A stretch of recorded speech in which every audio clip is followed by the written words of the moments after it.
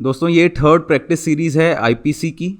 और अगेन यहाँ पर 6 क्वेश्चंस मिलेंगे आपको, एक एक करके आप क्वेश्चंस देखिए। पहले क्वेश्चन नंबर 1, 2, क्वेश्चन 3, 4, 5 एंड 6। जल्दी से इन्हें अटैम्प्ट कीजिए यहाँ पर, और उसके बाद आप वीडियो को दोबारा स्टार्ट करना और वहाँ पर आप डिस्कशन देखना कि क्या आपका क्वेश्चन जो आपने अटैम्प्ट किया वो सही है या गलत है, क्यों गलत है। सेक्शन 82 ये बहुत अच्छा सेक्शन है। यहाँ पर 7 साल तक के बच्चे को पूरी इम्यूनिटी मिली हुई है कि वो कुछ भी कर ले, उसको जो भी वो करेगा कोई क्राइम नहीं कहलाएगा। तो इसमें बोला है lays down the rule of doli incapax, means वहाँ पर एब्सोल्यूट इम्यूनिटी है कि उसकी कैपेसिटी जो है बिल्कुल बोला हुआ है, कोई कैपेसिटी है ही नहीं उसकी। 83 में अगर आप देखोगे तो वहाँ पर बोला है कि 7 से बड़ा बट 12 साल तक का बच्चा, ठीक है। वहाँ पर फिर भी ये बोला गया है कि हाँ उसकी मैच्योरिटी देखनी पड़ेगी, मींस वहाँ पर पार्शली इनकपेक्स होगा। बट यहाँ पर 82 तक बिल्कुल एब्सोल्यूट उसको इम्यूनिटी है, तो होली इनकपेक्स होगा आंसर इसका। तो फर्स्ट ऑप्शन इसमें आंसर होगा।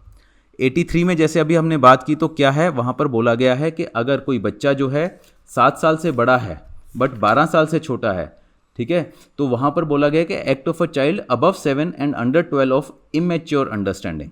तो वहाँ पर सफिशिएंट उसकी मैच्योरिटी देखनी पड़ेगी कि जो भी उसने किया क्या वो उसके कॉन्सिक्वेंसेस या उसके कंडक्ट को उसको पता था, नहीं पता था।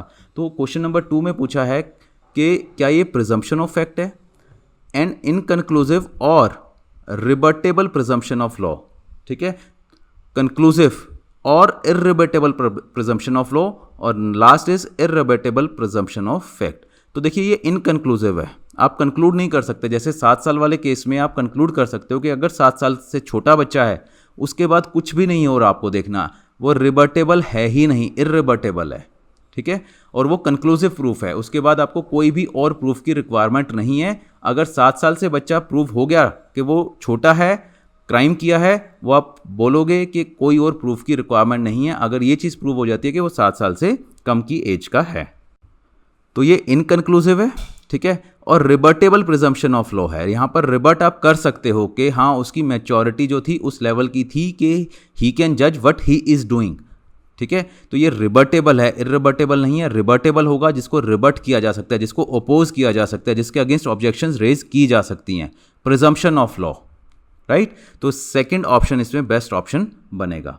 Now question number 3, section 82 IPC provides that nothing is an offence which is done by a child under, जिसको हम बार बार चीख चीख के कह रहे हैं कि 7 साल तक की पूरी इम्यूनिटी है, ये ऐश करवाता है वहाँ बच्चे की, कुछ भी मर्जी कर ले वो।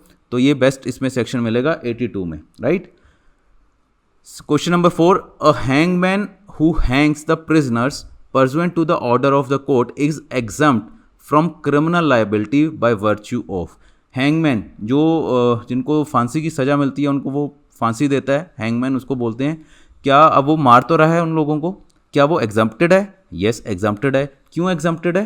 ठीक है, क्यों? क्योंकि सेक्शन 78 आईपीसी का ऐसा बोलता है, ठीक है। वहाँ पर ये बोलता है कि कोर्ट ऑर्डर के परसू करने के लिए अगर कोई भी ऐसी चीज़ होती है, ठीक है, तो वो एक तरह से एग्जम्प्टेड होगा। सेक्शन 77 की बात करें तो एक्ट ऑफ जज की बात करता है कि एक्ट ऑफ जज अगर कोई जुडिशली उसमें कर रहा है जज तो वो एग्जम्प्टेड है।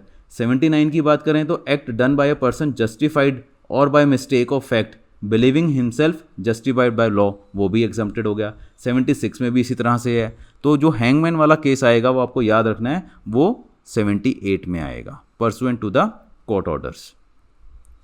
Question number 5, the maxim actus non facit rea mens sit rea, इसका मतलब क्या है? इसका मतलब है crime has to be coupled with guilty mind, ठीक है। क्राइम जो है गिल्टी माइंड के साथ कपल होना चाहिए। कई बार क्या होता है कि बहुत सारी चीज़ें हैं जहाँ पर गिल्टी माइंड नहीं होता, बट इस मैक्सिम का क्या मतलब है कि crime has to be coupled with guilty mind, crime है तो गिल्टी माइंड होना चाहिए, ऐसा ये मैक्सिम बोलती है। तो फर्स्ट ऑप्शन इसमें आंसर आएगा, right. Question number 6, under section 80 IPC the exception of accident is available when an offence is committed while.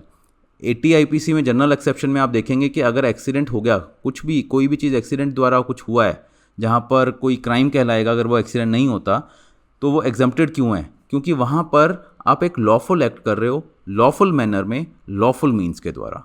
जैसे गाड़ी चला रहे हो आप, ठीक है, गाड़ी चलाते रहे हो, बिल्कुल सही डायरेक्शन में, सही लेन में चला रहे हो, सही स्पीड पे चला रहे हो, और आपकी गाड़ी भी बिल्कुल फिट है, जो चलाने वाला है वो भी प्रॉपर लाइसेंस होल्डर है, मींस लॉफुल मैनर में चला रहे हैं, लॉफुल मींस के द्वारा चला रहे हैं, और एक प्रॉपर स्पीड पे अपनी ही डायरेक्शन में सही सब कुछ रूल्स एंड रेगुलेशन को फॉलो करते हुए, इसका मतलब है वो लॉफुल एक्ट है।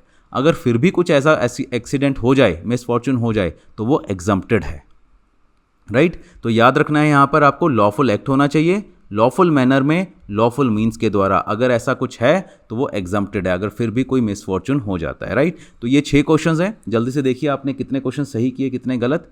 कोई डाउट, कोई कन्फ्यूजन है तो आप हमें कॉन्टैक्ट कीजिए। Thank you very much.